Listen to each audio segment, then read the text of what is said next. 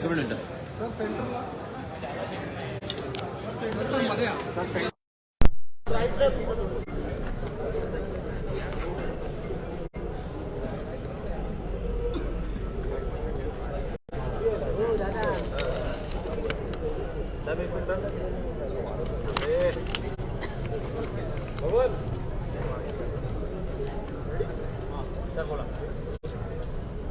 आज नागपूर उच्च न्यायालयामध्ये 16/12 रोजी मुख्यमंत्र्यांनी जो निर्णय घेतलेला होता हा निर्णय ॲक्सेप्ट केलेला आहे आणि जी मॅटर कोर्टासमोर आणली गेलेली होती ती मॅटरसुद्धा क्लोज केलेली आहे। एवढंच नाही तर आपल्या ऑर्डरमध्ये माननीय उच्च न्यायालयाने हे सुद्धा नमूद केलेलं आहे की रेग्युलरायझेशन करण्याचे अधिकार हे राज्य शासनाचे आहेत आणि संबंधित केस संपल्यानंतर राज्य सरकार आपले हे अधिकार वापरू शकेल।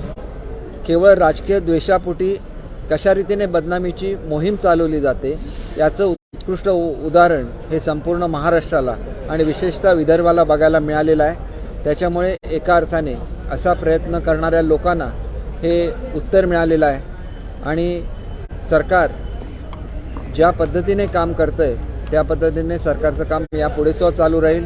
परंतु अशा बदनामीच्या कुठल्याही दबावापुढे हे सरकार झुकणार नाही, कारण सरकारने कुठलंही चुकीचं काम केलेलं नव्हतं किंवा करणारसुद्धा नाही आणि त्याच्यामुळे नाहक बदनामी आमच्या मुख्यमंत्री महोदयांची जी करण्याचा प्रयत्न केला त्याला एका अर्थाने परस्पर उत्तर मिळालेलं आहे असं आम्ही समजतो।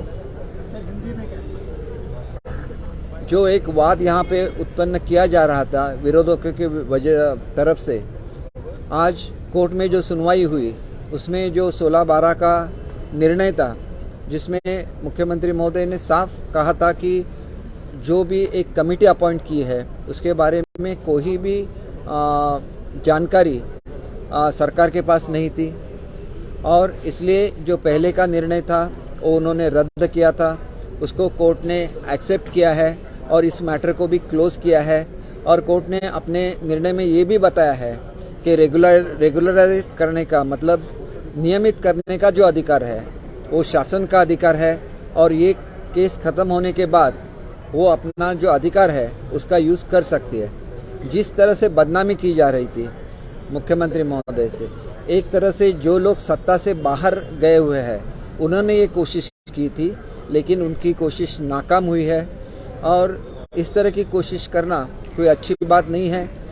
हमें काम करना है, स्पेशली ये जो अधिवेशन रहता है विदर्भ के विकास के लिए रहता है और ऐसी अधिवेशन में ऐसी बाधाएं लाना ठीक नहीं है। तो इससे उनको भी सबक मिल जाएगा कि ऐसी तरह से किसी की बदनामी नहीं करनी चाहिए। दुसरी एक महत्त्वाची गोष्ट आहे की अनेक लोक जे शिक्षक सेवक म्हणून काम करत होते त्यांची अनेक वर्षांची मागणी होती की आमचं जे मानधन आहे या मानधनामध्ये वाढ करावी आणि एक भरीव अशी वाढ आज मंत्रिमंडळाने सर्व शिक्षक सेवकांना दिलेली आहे आणि याच्यामध्ये थेट 16,000, 18,000 आणि 20,000 म्हणजे प्राथमिकला 16,000, माध्यमिकला 18,000 आणि उच्च माध्यमिकला 20,000 याप्रमाणे याच्यापुढे शिक्षक सेवकांना मानधन मिळेल आणि असंख्य जे शिक्षक सातत्याने याची मागणी करत होते त्यांना आज आमच्या सरकारने न्याय दिलेला आहे।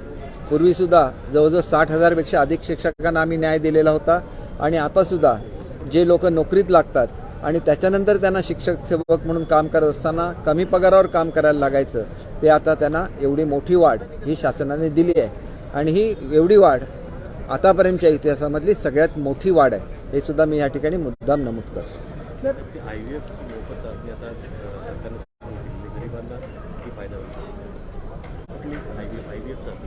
आज तानाजी सावंतांनी जे अनाऊन्स केलं नाही ते स्वतःहून ते सांगते नाही ते येणार ते जरा तानाजी सावंत साहेबांनी एक महत्त्वाचा निर्णय आजच्या विधानसभेमध्ये ते आता घोषित करतायत। तो घोषित झाल्यानंतर कुठलाही सरकारचा निर्णय विधानसभेच्या हाऊसवर घोषित झाल्याशिवाय आपल्याला प्रेसला सांगता येत नाही। त्यांचा हा निर्णय विधानसभेमध्ये घोषित झाल्यानंतर ते स्वतः येतील आणि याच्याबद्दल आवश्यक ती घोषणा करतील। धन्यवाद। कर्नाटक के विधानसभा में प्रस्ताव पारित हो गया है कि भी जमीन महाराष्ट्र को नहीं दिया जाएगा। नहीं देखिए, कर्नाटक जो भी बात करती है उससे हम लोग कोई अहमियत नहीं रखते हैं। हमारा ये मानना है कि सुप्रीम कोर्ट जो भी डिसीजन देगी हम पूरी ताकत से सुप्रीम कोर्ट के पास अपना पक्ष रखेंगे और ये हमारा एक तरह से हक ही है, क्योंकि जो स्टेट बने वो लैंग्वेज के ऊपर और भौगोलिक जो सलगता होती है उसके ऊपर बने थे।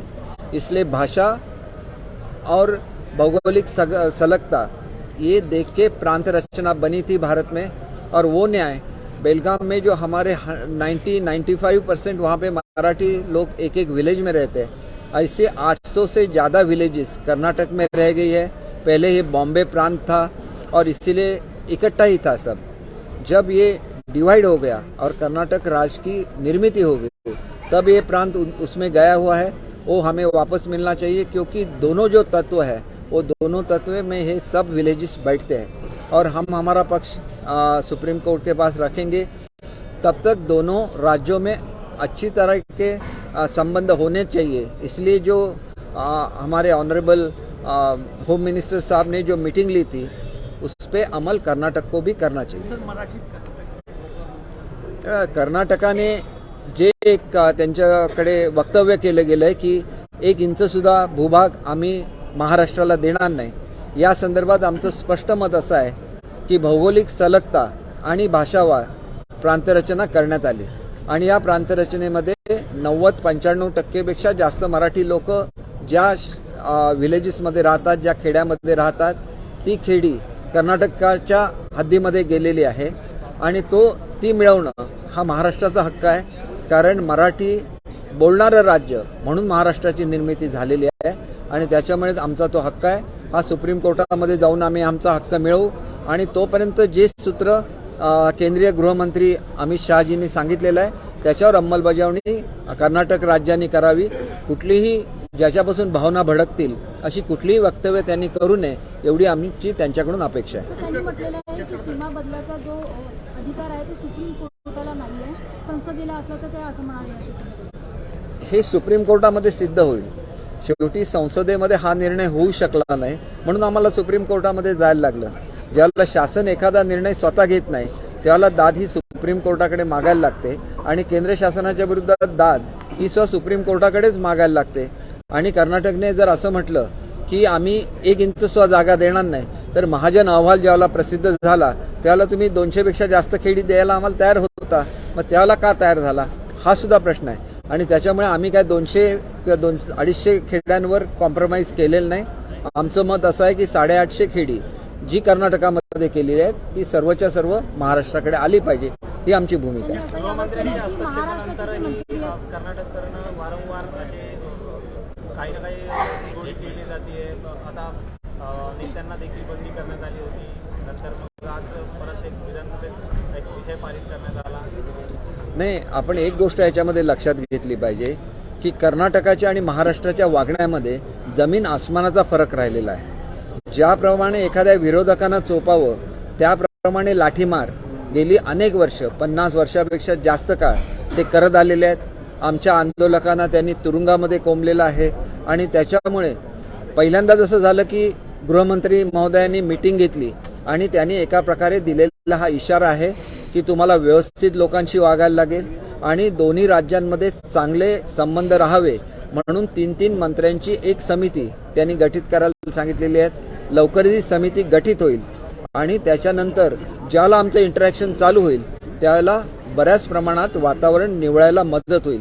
मी आपल्याला एकच उदाहरण सांगतो की त्यांचे मंत्री, आमच्या मंत्र्यांना त्यांनी जायला दिलेलं नाही, परंतु त्यांचे मंत्री 3 मंत्री आमच्याकडे कोल्हापूरमध्ये महालक्ष्मीच्या दर्शनाला येऊन गेले। आम्हाला जर वाईट वागायचं असतं तर आम्ही त्यांना वेशीवरच रोखलं असतं, पण ती महाराष्ट्राची संस्कृती नाही आणि त्याच्यामधून गुडविल तयार झालं नसतं। उगाच आमच्या लोकांना, कारण आमची लोक त्यांच्या ताब्यात आहेत, त्यांची लोक आमच्या ताब्यात नाही आहेत। जे महाराष्ट्रामध्ये आहेत ते स्वखुशीने महाराष्ट्रामध्ये आहेत आणि म्हणून एवढंच सांगायचं आहे की महाराष्ट्राची संस्कृती आम्हाला जपली पाहिजे। नाहीतर मी कोल्हापूरचा पालकमंत्री आहे, मी त्याच वेळेला सांगितलं असतं की गाड्या अडवा, मग लोकांनी जल्लोष केला असता, पण त्याचा परिणाम हे आमच्या तिथल्या मराठी लोकांना त्रास देण्यामध्ये झाला असता। शेवटी आम्हाला भावना भडकवून मतं मिळवायची नाही आहेत। जे काय आज लोक दाखवतात तिथं या प्रकाराने काही होत नाही। केवळ लोकांची मनं भडकवायची नाही आहेत, आम्हाला आमच्या लोकांना न्याय द्यायचा आहे आणि त्याच्यासाठी आम्ही संपूर्ण एक मास्टर प्लॅन तयार करायला करतोय की काय काय सुविधा द्यायच्या. बंद पडलेल्या सगळ्या सुविधा तर आम्ही दिलेल्याच आहेत, परंतु नवीनच्या सुविधा आम्ही सीमा भागाला देऊ. सर, महाराष्ट्रात त्यांनी असा आरोप केलाय की महाराष्ट्रातील मंत्री आणि खासदार बेळगावामध्ये येऊन जे आहे ते वातावरण बिघडवतात आहे. ते वातावरण बिघडवत असतील तर तुमचे मंत्री ज्यावेळेला हे सगळा वाद चालू होता ना, त्यावेळेला सुद्धा म्हैसूर जी नगरपालिका आहे किंवा कॉर्पोरेशन आहे त्याचे नगरसेवक आणि महापौर मुंबईमध्ये होते. आम्ही त्यांना अतिशय चांगली ट्रीटमेंट दिलेली आहे. याचा सगळ्याचा विचार कर्नाटक सरकारने केला पाहिजे की आम्ही त्यांच्याशी कसं वागतो आणि ते आमच्याशी कसं वागतात. महाराष्ट्र हे जवळजवळ कर्नाटकच्या दुप्पट आकाराचं राज्य आहे आणि एक काळ असा होता की आमच्या विजेची थकबाकी एवढी मोठी होती कर्नाटकाच्या वर, तर त्या काळापासून कर्नाटकला महाराष्ट्र सपोर्ट करत आलेला आहे. महाराष्ट्र प्रत्येकाला सपोर्ट करतो, सगळ्यांच्या भावनेची कदर करतो, परंतु महाराष्ट्राशी असं वागलं जात असेल तर मग ही त्यांची जी भूमिका आहे ती आम्ही केंद्रीय गृहमंत्र्यांच्या निदर्शनाला आणून देऊ. दोन प्रश्न होते. एकीकडे गृहमंत्र्यांसोबत समन्वय समिती बनवल्या जाते, दुसरीकडे कर्नाटकचे मंत्री जे आहे ते ठराव पास करून घेतात. कुठेतरी दुटप्पी भूमिका असल्याची बोलल्या जातात. आता हे सगळं शेवटी केंद्राच्या निदर्शनाला आणून दिलं पाहिजे. आम्ही चांगलं वागतो, ते चांगलं वागत नाही, हे सुद्धा निदर्शनाला आणून द्यायला लागेल आणि त्याच्यामुळे आम्ही ते निदर्शनाला आणून देऊ. शेवटी आमच्या माणसांच्या हिताचं रक्षण आम्ही करू, एवढं मी आपल्याला ठामपणे सांगतो. दोन प्रश्न होते माझे. एक तर महाराष्ट्र सरकार आपल्या सीमा बांधवांच्या एकजुटीनेच त्यांच्या सोबत हवं असा एक ठराव पण आणणार होता. 3 दिवस झाले कामकाज सुरू आहे, अजून आला नाही. विरोधकांचा आरोप आहे. हा ठराव कधी येणार हा एक प्रश्न.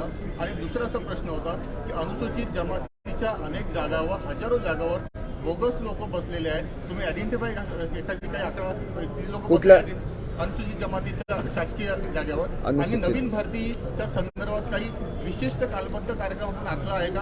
आखलं असेल तर काय आहे?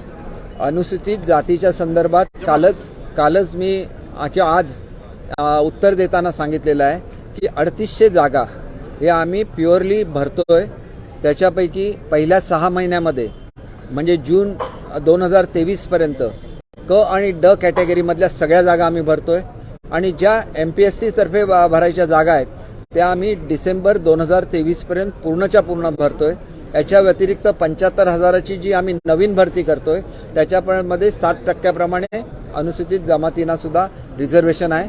त्याच्यामुळे त्या जागांची भरती सुद्धा या वर्षामध्ये सगळी पूर्ण होणार आहे. आणि जे बोगस जे लोक बसलेले आहेत ते आयडेंटिफाय झाल्यात किंवा त्याची चौकशी सुरू आहे, त्यांची फौजदारी कारवाई करण्यासंदर्भात सुप्रीम कोर्टाचे आदेश असताना आपण ते इम्प्लिमेंटेशन आपल्याकडे करणार का? सुप्रीम कोर्टाचे आदेश असे होते की त्यांना कायम नोकरीतून वगळण्यात याव्या आणि कायम नोकरीच्या ज्या फॅसिलिटीज आहेत त्या त्यांना देण्यात येऊ नये.